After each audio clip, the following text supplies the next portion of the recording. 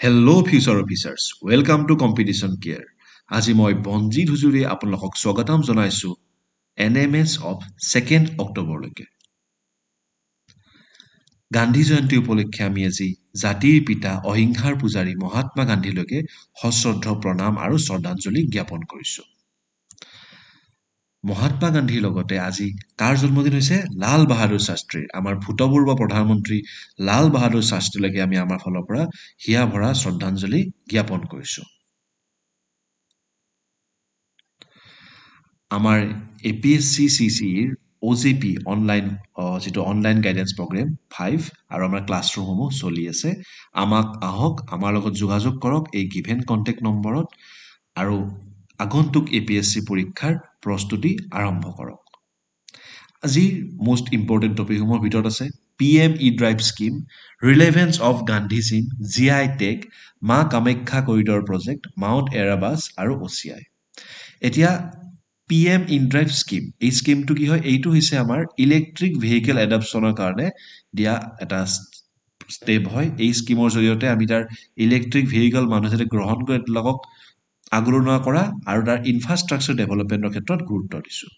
এইটো টোটেল এটা 10,900 কোটি টকাৰ প্ৰজেক্ট হয় আৰু এই স্কিমটো চলিব 1 অক্টোবৰ 2024 পৰা মাৰ্চ 31, 2006লৈকে।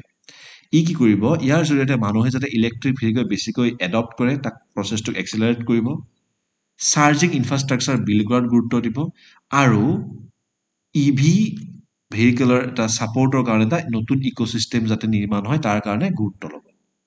চাব, ইয়াত ছাবচিডি দিয়া আছে। ছাবচিডি ফৰ ইলেক্ট্ৰিক টু হুইলাৰৰ কাৰণে আমি 5,000 পাম আমি পাৰ কিলোৱাটত প্ৰথম বছৰৰ কাৰণে, আৰু দ্বিতীয় বছৰত কিমান পাম আমি 2,500 টকাকৈ পাম পাৰ কিলোৱাটৰ কাৰণে দ্বিতীয় বছৰ। ঠিকে আছে। আৰু 3 হুইলাৰৰ কাৰণে কি আছে? প্ৰথম বছৰত আছে 25,000 ইনচেণ্টিভ আৰু ছেকেণ্ড ইয়াৰত আছে 12,500 আমি ছাবচিডি বুলি ক'লো। আৰু 3 হুইলাৰৰ কাৰণে আছে প্ৰথম বছৰত 50,000 আৰু দ্বিতীয় বছৰত 25,000 ছাবচিডি পাম। আৰু ইয়াৰ জৰিয়তে কি কৰিছে? EV বিলাকৰ টেষ্টিং আৰু তাৰ আপগ্ৰেডেশ্যনৰ কিছুমান ফেচিলিটিজ কিছুমান নিৰ্মাণ কৰা ভাবিছে, বা যিখিনি ফেচিলিটিজ আছে সেইবিলাকৰ ডেভেলপমেণ্টৰ কাৰণে গুৰুত্ব দিছে। ই কি কৰিব? ইয়াক নতুন ইকুইপমেণ্ট আৰু যিবিলাক ষ্টেট অফ আৰ্ট টেষ্টিং চিষ্টেমবিলাক আছে সেইবিলাক আমাক আনি দিব। আৰু কি কৰিব? আমাৰ ইণ্ডিয়াৰ যিটো EV ইক'চিষ্টেম আছে ন, সেইটোক ডেভেলপমেণ্ট কৰাব। আৰু আমি কি পাম এতিয়া? চাব, EV যিটো ছাবচিডি প্ৰচেছ আছে ন, এইটো বহুত চিম্পল কৰি তুলিছে। কিয়? এই গোটেইবিলাক ন মোবাইল এপৰ জৰিয়তে হ'ব। য'ত আমি গাড়ীখন কিনাৰ লগে কি পাম? আমি ই-ভাৰ্চাছ পাম। আৰু মনত ৰাখিব, প্ৰতিখন গাড়ী এটা আধাৰ নম্বৰৰ বিপৰীতে আমি এখনকৈ গাড়ী লাভ কৰিম। আৰু গাড়ীখন কিনাৰ লগে লগে কি হ'ব? ই-ভাউচাৰখন আমাৰ জেনেৰেট হ'ব আৰু তাৰ থ্ৰুৰে আমি লগালগ চৰকাৰৰ পৰা ছাবচিডিটো লাভ কৰিব পাৰিম। ই কেনেকৈ ইম্পেক্ট কৰিব? ই অবভিয়াছলি মানুহক EV এডপ্ট কৰিবলৈ আগ্ৰহ কৰিব। ই লাগে পাৰ্চনেল হওক, কমাৰ্চিয়েল হওক, পাব্লিক ট্ৰেন্সপৰ্ট সকলোতে EVৰ গ্ৰহণযোগ্যটো বঢ়াই তুলিব। ই তাৰ ইনফ্ৰাষ্ট্ৰাকচাৰটো বঢ়াব আৰু যিবিলাক চিষ্টেম আছে গাড়ীৰ ছাৰ্ভিচিং হওক বা বেটেৰী ছাৰ্ভিচিং, সেই ছাৰ্ভিচৰ চিষ্টেমবিলাকক সি ডেভেলপ কৰাব। লগতে কি কৰিব? লগতে ইম্পৰ্টেণ্ট হৈছে কাৰ্বন এমিশ্যনৰ লগতে পলিউশ্যন কমাই তুলিব। যেতিয়া আমি আমাৰ চাওক, যিবিলাক আমাৰ পুৰণি ফচিল ফুৱেলছবিলাক আছিল বা যিবিলাক আমাৰ কনভেনশ্যনেল ভেহিকেল আছিলে, যিবিলাক প্ৰদূষণৰ কাৰক হৈ আছিলে, তাৰ সলনি আমি কি কৰিছোঁ? এতিয়া আমি EVৰ ব্যৱহাৰ কৰিম। ইয়াৰ লগে লগে পৰিৱেশ প্ৰদূষণ কমি যাব, লগতে গোলকীয় উত্তাপৰ পৰিমাণ কমি যাব। তো ফিউচাৰৰ কাৰণে এইটো এটা অত্যন্ত ছাষ্টেইনেবল ষ্টেপ হয়। আৰু কি কৰিব? এটা ৱে ফৰৱাৰ্ড কি হৈছে? Comprehensive approach to promote clean and sustainable mobility, the government commitment to fostering a robust EV ecosystem. আৰু ই ভাৰতক কি কৰিব? ভাৰতক EV টেকনলজিক এটা লিডাৰশ্বিপ হিচাপে গঢ়ি তোলা এটা আইডিয়া হৈছে এইটো। আৰু কি কৰিব? ই অবভিয়াছলি এটা ছিগনিফিকেণ্ট ফাইনেন্সিয়েল ইনচেণ্টিভ আৰু ইনফ্ৰাষ্ট্ৰাকচাৰ ছাপৰ্ট কৰি আছে গভৰ্ণমেণ্টে। 10,900 কোটি টকাৰ যিটো প্ৰজেক্ট আছে তাৰ জৰিয়তে কি কৰিছে? মানুহে গাড়ী কিনিলে মানুহক ছাবচিডি দি আছে। এইটো চৰকাৰৰ কি হয়? এটা ভাল ষ্টেপ হয়, যাতে মানুহে কনভেনশ্যনেল যিবিলাক গাড়ী আছে অত্যন্ত কাৰ্বন ইমিশ্যন হয়, তেল খৰচ হয় নে নহয়? ইয়াৰ পৰিৱৰ্তে EV লোৱাৰ কাৰণে মানুহক আগ্ৰহ কৰিছে।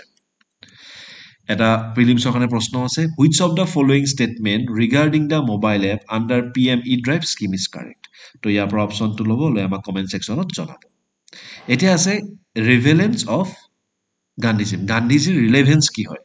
হাউ ইন মডাৰ্ণ টাইম গান্ধীজীৰ যিবিলাক আইডিয়া আছে সেইবিলাকৰ ৰিলেভেঞ্চ কেনেকুৱা আমি সেই বিষয়ে চাম এতিয়া তো চাব মহাত্মা গান্ধীৰ যিটো ফিলচফি আছিলে অহিংসাৰ যিটো ফিলচফি সেই ফিলচফিৰ জৰিয়তে আমি ব্ৰিটিছৰ নিচিনা এটা সাম্ৰাজ্যবাদী শক্তিক বিনা যুদ্ধে পৰাভূত কৰিছিলোঁ হয়নে তেওঁৰ যিটো ফিলচফি আছে সেইটো সত্যবাদিতা অহিংসতা আৰু যিটো সেলফলেছ ছাৰ্ভিচৰ ওপৰত ডিপেণ্ড কৰিছিলে হয়নে আজি আমাৰ যিটো মডাৰ্ণ ছ'চাইটি আছে মডাৰ্ণ ছ'চাইটি কেনেকুৱা হৈছে আমাৰ ইয়াত সহনশীলতা নোহোৱা হৈ গৈছে মৰম নোহোৱা হৈ গৈছে চাব কিমানবিলাক কনফ্লিক্ট চলি আছে কনফ্ৰণ্টেশ্যন ডেষ্ট্ৰাকটিভ টেকনলজি আহি গৈছে যুদ্ধৰ কাৰণে আমি নিউক্লিয়াৰ অস্ত্ৰ আহি গৈছে আণৱিক অস্ত্ৰ হাইড্ৰজেন বোম আহি গৈছে হয় নে নহয় আৰু আমাৰ ইণ্টাৰনেশ্যনেল পিছৰ কাৰণে শান্তিৰ কাৰণে যিমানবিলাক আমাৰ ল থাকক ট্ৰিটি থাকক এলায়েন্স থাকক সেইবিলাক লাহে লাহে ইনএফেক্টিভ হৈ পৰিছে এক্সাম্পল আমি দেখিছোঁ ইজৰাইল আৰু পেলেষ্টাইনৰ যুদ্ধ ৰাছিয়া ইউক্ৰেইনৰ যুদ্ধ চলি আছে এনেকুৱা এটা ক্ষণত য'ত পৃথিৱী এতিয়া সম্পূৰ্ণবিলাক আনষ্টেবল পৰিৱেশত আছে যুদ্ধৰ সন্মুখীন হৈ আছে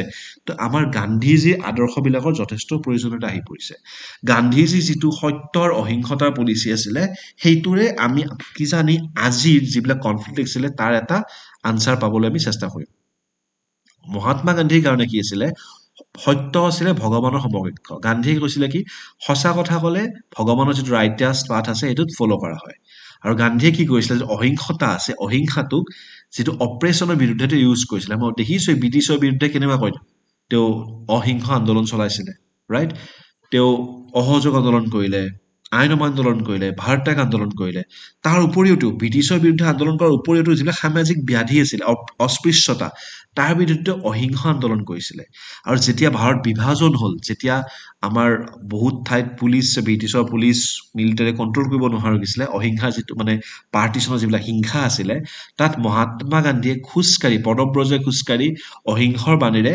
পৰিস্থিতি বহুখিনিলৈকে সাম ঘটাইছিলে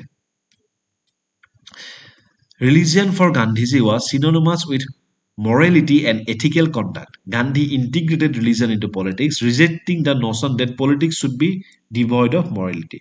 গান্ধীৰ কাৰণে কি আছিল ৰাজনীতিটো মানুহৰ কাৰণে মৰেলিটি থাকিব লাগে সেইকাৰণে গান্ধীয়ে কি কৰিছিলে ধৰ্মক যাতে ধৰ্ম থাকিলে মানুহৰ কিন্তু মৰেলিটি থাকিব সেইকাৰণে গান্ধীয়ে কি কৰিছিলে ধৰ্ম ৰাজনীতি আৰু যিটো মানে সমাজৰ সংস্কাৰ আটাইকে গান্ধীয়ে লগত লৈ চলিছিলে he emphasise that immoral means can not lead to moral in such much like a sheet save the tree মানে কি কৈছিলে যদি আমাৰ আইডিয়া যিটো আমাৰ উদ্দেশ্য যদি মানে পবিত্ৰ নহয় আমাৰ কেতিয়াও ভাল কাম এটা আমি কৰিব নোৱাৰিম চিম্পলিচিটি এণ্ড ৰিডাকশ্যন অফ গান্ধীজীয়ে কি কৈছিলে গান্ধীয়ে কৈছিলে আমি যিমানেই বিচাৰোঁ সিমানে আমি বেছি কষ্ট পাওঁ হয় নহয় আজি মানুহৰ যিটো আমি সমাজত দেখি আছোঁ কৰাপশ্যন বাঢ়ি গৈছে গ্ৰীড হৈছে মানুহে মানুহক হত্যা কৰিছে লুণ্ঠন কৰিছে কি হৈছে কাৰণ মানুহক থাকাতকৈ বেছিকৈ লগা হৈছে গান্ধীয়ে কৈছিল লগত যিখিনি আছিল সেইখিনি সন্তুষ্ট থাকিবলগীয়া শিকা আৰু গান্ধীয়ে কি কৈছিলে যিটো বুদ্ধদেৱৰ যিটো ফিলচফি আছিলে গান্ধীয়ে তাত গুৰুত্ব দিছিলে ৰিডাকশ্যন অফ ওৱানছ contentment and practice of simplicity from the core of true culture and civilization. Concept of bread labor, earning a livelihood through manual work, promoting a decentralized, self-sufficient economy. Gandhi opposed the concentration of power which often breed violence, advocated for decentralized, self-governed village. আমি দেখিছোঁ পঞ্চায়তৰ ৰাজৰ কথা গান্ধীয়ে জোৰ দি আছিলে যাতে সকলো মানুহে নিজৰ মতবাদবিলাক শাসনত আগবঢ়াই দিব পাৰে in today's context the decentralised model provide sustainable solution to environmental and economic challenges Gandhi's concept of trustship, a balance between capitalism and socialism, wealth holder as trustees of society's welfare. গান্ধীয়ে কৈছিলে ধনীসকলক কি কৈছিলে সমাজৰ যিটো উন্নতি আছিল ন উন্নতিৰ কাৰণে তেওঁলোকক সূত্ৰধাৰ হ'বলৈ গান্ধীয়ে মাতিছিলে গান্ধীয়ে কেতিয়াও কোৱা নাছিলে গান্ধীয়ে যেতিয়া ধৰক বহুত জেগাত হয় কি হয় যেতিয়া ৰাছিয়ান ৰিভলিউশ্যন হৈছিল বা বিভিন্ন ৰিভলিউশ্যনৰ ক্ষেত্ৰত ধনী মানুহসকলক স্কাৰ্যৰ সন্মুখীন হয় গান্ধীয়ে কোৱা নাছিল যে তেওঁলোকে নিজৰ যিবিলাক মানে ৰিচোৰ্চ সেইবিলাক বিলাই দিয়ক কৈছিলে তেওঁলোকক কি আপোনালোকৰ যিবিলাক ৰিচোৰ্চছ আছে ন সেইবিলাক আপোনালোকে সমাজৰ উন্নতিকৰণৰ কাৰণে ব্যৱহাৰ কৰক আৰু গান্ধী এইবিলাক আইডিয়া আজিৰ যুগৰ কাৰণে অত্যন্ত গুৰুত্বপূৰ্ণ হয় আৰু গান্ধীয়ে কৈছিলে গান্ধীৰ কাৰণে নেশ্যনেলিজিম কি আছিলে গান্ধীয়ে নেশ্যনেলিজিমৰ কাৰণে গুৰুত্ব দিছিলে কিন্তু যিবিলাক এক্সট্ৰিম নেশ্যনেলিজিম আছিলে যেনেকুৱা নাচিজিম আৰু ফেচিজিম জাৰ্মানীত যিটো নাচিজিম চলালে হিটলাৰে আৰু মুছলিনীয়ে যিটো ফেচিজিম চলাইছিল ইটালীত তাৰ কাৰণে তেওঁ ছাপোৰ্ট কৰা নাছিল তেওঁ কৈছিলে এই উগ্ৰ জাতীয়তাবাদে কি কৰে হিংসাৰ সৃষ্টি কৰে গান্ধীয়ে কি কৈছিলে গান্ধীয়ে কৈছিলে ভাৰতবৰ্ষৰ যিটো ফ্ৰীডম হয় সেইটো কি হয় মানৱতাৰ বেনিফিটৰ কাৰণে হৈছে হয় নহয় আৰু এইবিলাক কৈছিলে যে মানে সমাজ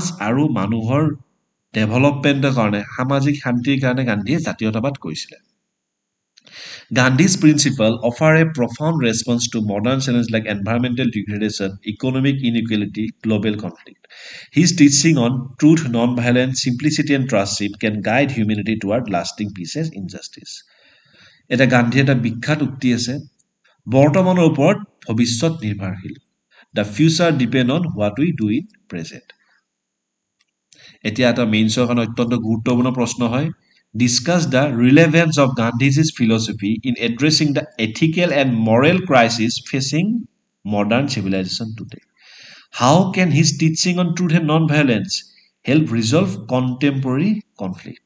এইটো লিখিব লিখি আমাৰ ৰেসপেক্টিভ ইমেইলত জনাব এতিয়া চাওক আমি GI tagৰ ওপৰত right geographical indication registry in Chennai has granted GI tag to 8 products from Assam including traditional food item and several unique varieties of rice beer তো আমি দেখিছো এবাৰ কি হৈছে বড়ো ট্ৰেডিশনাল ব্ৰিৱাৰ এছ'চিয়েচনে তাত যথেষ্ট মানে সাফল্য লাভ কৰিছিলে বিশেষকৈ প্ৰথম যেটো ভেৰিয়েন্টে পালে যেটো ৰাইস বিয়াৰ ভেৰিয়েন্ট হয় বডো জৌ গাওৰান যত হাইয়েষ্ট পাৰ্সেন্ট অফ এলকহল থাকে হেতু জিআই টেগ পালে দ্বিতীয় ভেৰিয়েন্ট হৈছে মাইব্ৰা জৌ বিডি যাক আমি সকলে মাইব্ৰা জু বিডি বুলিও কয় হেতু কি বুলি কয় এটা ওয়েলকাম ড্ৰিংক হয় বড়োসকলৰ হেতুৱে পালে লগতে যেটো তৃতীয় ভেৰিয়েন্ট আছিল বডো জৌ হিসি হেতু এটা fermented rice based alcoholic beverage হয় হেতু জিআই টেগ লাভ কৰিছে The Association of Traditional Food Products applied for 4 GI tags are gotekita paigol.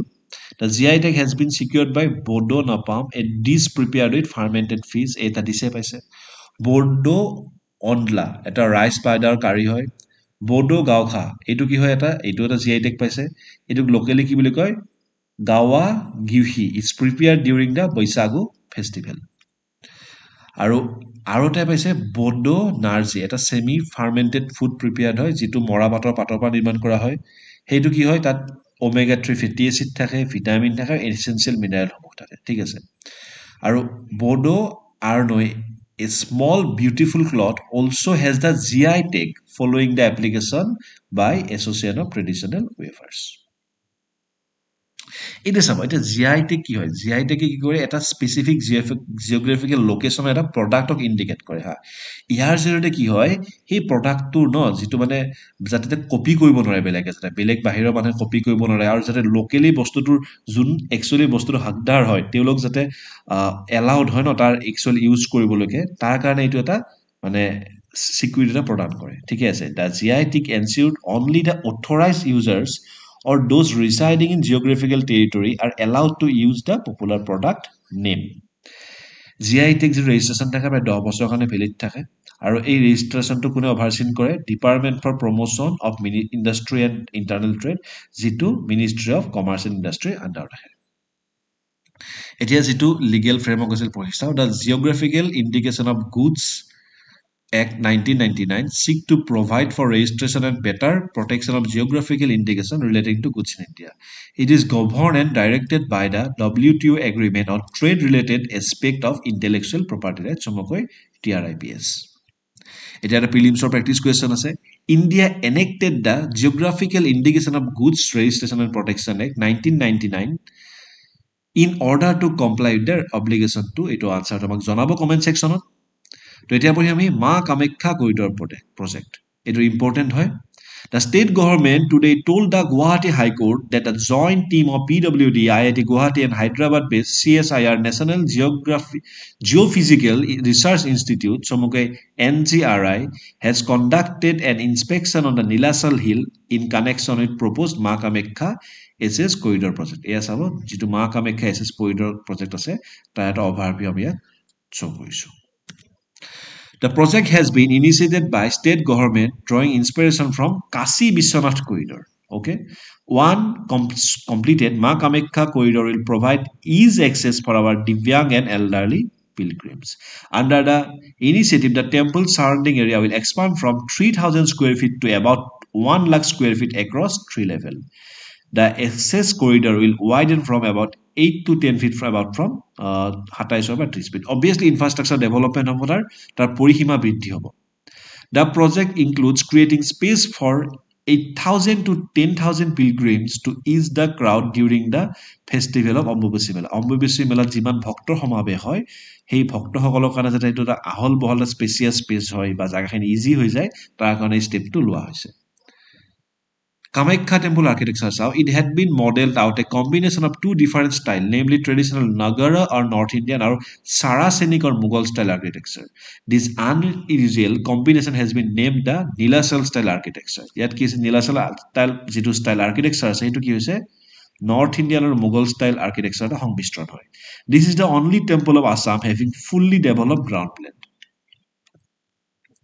Yet total 5টা চেম্বাৰ আছে কি আছে গৰ্ভগৃহ অন্তৰালা জগন মোহন প্ৰিন্সিপাল চেম্বাৰ ভোগবন্দী জলমি ভোগবিলাক দিয়া যায় ৰিচুৱেলছ বিলাক কৰা হয় আৰু নাট মন্দিৰত অপেৰা হল দিয়া আছে ঠিক আছে ইয়াত কি হৈছে এই প্ৰত্যেকটো চেম্বাৰে বেলেগ বেলেগ যেটো আৰ্কিটেক্সাৰেল ফিচাৰ্ছ বিলাক সাপোৰ্ট কৰে এতিয়া দিছে right A short note on Kamakhya temple architecture also highlight কি features recently announced to Kamakhya Temple Corridor Initiative এতিয়া আহিলে আসাম জেনাৰেল নলেজ এই কিতাপখন অত্যন্ত গুৰুত্বপূৰ্ণ হয় এই কিতাপখন আমাৰ অংশুমান গগৈ স্যাৰ আৰু মধুম স্মিতা ফুকন মেমৰ দ্বাৰা সংকলন কৰা হৈছে ইয়াত আপোনালোকে অসমৰ লগত জড়িত যিমান জেনাৰেল নলেজ আছে গোটেইখিনি পাই যাব তো অবভিয়াছলি এখন আপোনালোকে গ্ৰহণ কৰক আৰু অসমৰ যিমান বিলাক পৰীক্ষা আছে তাৰ কাৰণে নিজকে প্ৰস্তুত কৰক এতিয়া আছে মাউণ্ট এৰেবাছ প্ৰিলিমছ হৈছে দা সোৰ্স হৈছে মানে হিন্দুৰ পৰা এইটো প্ৰিলিমছৰ কাৰণে গুৰুত্বপূৰ্ণ প্ৰশ্ন হয় এইটো নিউজত কিয় আছে কাৰণ এন্টাৰ্কটিকাৰ সেকেন্ড লাৰ্জেষ্ট ভলকেনো মাউণ্ট এৰাবাছে কি কৰিছে গোল্ড ডাষ্ট হি এতিয়া মানে এৰি দি আছে আৰু সাইন্টিষ্ট বিলাক কি কৈছে চকড হৈ গৈছে ইয়াতে ঠিক আছে এইটো কত আছে ৱৰ্ল্ডৰ এইটো সাউথাৰ্ণ মোষ্ট এক্টিভ ভলকেনো হয় এইটো কত আছে ৰছ আইল্যান্ড এন্টাৰ্কটিকাত আছে আৰু এই যে ৰছ আইল্যান্ড আছে সেইটো সাৰ জেমছ ক্লাৰ্ক ৰজৰ নামত আছে আৰু এই ভলকেনোটো তেওঁ যিখন জাহাজ আছিল ইৰাবাছ তাৰ নামত তেওঁ থৈ দিছে এইটো সাগৰ পৃষ্ঠৰ পৰা 3794 মিটাৰ উচ্চতাত আছে এইটো কি হয় এটা স্ট্ৰেটো ভলকেনো হয় আৰু ইয়াৰ এইটো কি এটা কনিকেল শেপ আছে ঠিক আছে এইটো এনেকুৱা হয় কনিকেল শেপ আৰু ইয়াক কি হয় ইয়াৰ যিবিলাক লেয়াৰ্স আছে এইবিলাক লাভা টেফ্ৰা আৰু ভলকেনিক এছৰ ইয়াত লেয়াৰ আছে আৰু এতিয়া সুধিছে প্ৰিলিমছৰ প্ৰশ্ন mount Erebus is located in which of the following continent Asia Africa Europe Antarctica আমাৰ স্লাইডৰ আনসাৰটো লুকাই আছে আমাক জনাব এতিয়া আহিলে ওচিআই ঠিকই আছে recently the consulate general of India in New York has clarified that rumours circulating on social media regarding overseas citizen of India becoming reclassified as foreigners are baseless তো যিখিনি overseas citizen of India OCI আছে তেওঁলোক foreigner বুলি কোৱা বুলি এটা news ওলাইছিলে সেইটো মিছা বুলি কি কৈছে কনসুলেট জেনারেল অফ ইন্ডিয়া যেটো নিউয়ৰ্কত আছে তেওঁলোকে ক্লিয়াৰিফিকেশন দি দিছে এই যেটো ওভাৰসিজ সিটিজেন of India আছিল এই স্কিমটো 2005ত কি কৰিছিল তেওঁলোকে ইন্ট্ৰোডিউস কৰিছিল government of India it provide registration of all person of Indian origin who were citizen of India on January 26 1950 or thereafter or were eligible to become citizen of India on the same date এই OCA card holder কি হয় মানে এজন foreign passport holder হয় তেওঁলোকে কি কয় ভাৰতবৰ্ষত multiple entry multi purpose life long visa ভাৰতবৰ্ষত পাব পাৰে তেওঁলোকে ৰেজিষ্টাৰ কৰি থাকিব নালাগে পুলিশ অথৰিটি বিলাকত আহি কেনে আৰু তেওঁলোকে যিমান সময় এখন থাকে ভাৰতবৰ্ষত থাকি তেওঁলোক পাৰে An applicant is not eligible to get an OCI card if his or her parent আৰু বা তেওঁৰ parent বা grandparent যদি পাকিস্তান আৰু বাংলাদেশৰ নিবাসী আছিল তেওঁলোকে নাপায় আৰু কোনে নাপায় যদি কোনোবা মানুহ ফৰেন মিলিটাৰী পাৰ্সনেল হয় বা বিদেশী সৈন্যবাহিনীত সাৰ্ভ কৰি আছে তেওঁ OCI হ'ব নোৱাৰে আৰু OCI খিনি কি তেওঁলোকে ভোট দিব নোৱাৰে তেওঁলোকে চৰকাৰৰ অধীনত কাম কৰিব নোৱাৰে ঠিক আছে গতিকে এটা প্ৰিলিমছৰ প্ৰশ্ন আছে the overseas citizen of India scheme was introduced in the year of আমাৰ স্লাইডত লুকাই আছে আনসাৰ জনাব আমাক তো আমাৰ ইয়াৰ আগৰ যিবিলাক প্ৰেক্টিস কোৱেশ্চনছ আছিল তাৰ আনসাৰছ খিনি চাও আমি The primary objective behind creation of sub-district in Assam is to ensure maximum citizen-centric governance and administrative expediency. Mahakaleshwar temple is a Hindu temple dedicated to Lord Shiva. Where is the Indian Institute of Astrophysics located? Bengaluru. আৰু গতিকে আজি আমাৰ এনএমএছৰ আমি important টপিকসমূহ চালো আমাৰ আজি যিখিনি আপোনালোকৰ প্ৰিলিমছৰ প্ৰশ্ন সোধা হৈছে বা এমচিকিউ সোধা হৈছে সেইসকল আপোনালোকে আমাক কমেন্ট সেকশনত জনাওক আশা কৰোঁ আপোনালোকে আমাৰ ভিডিঅ'সমূহ ভাল পাই আছে আমাৰ চেনেলটো ছাবস্ক্ৰাইব কৰিব আমাৰ ভিডিঅ'বিলাক লাইক আৰু শ্বেয়াৰ কৰিব so' again welcome to competition care by the officer for the officer ধন্যবাদ বিদায়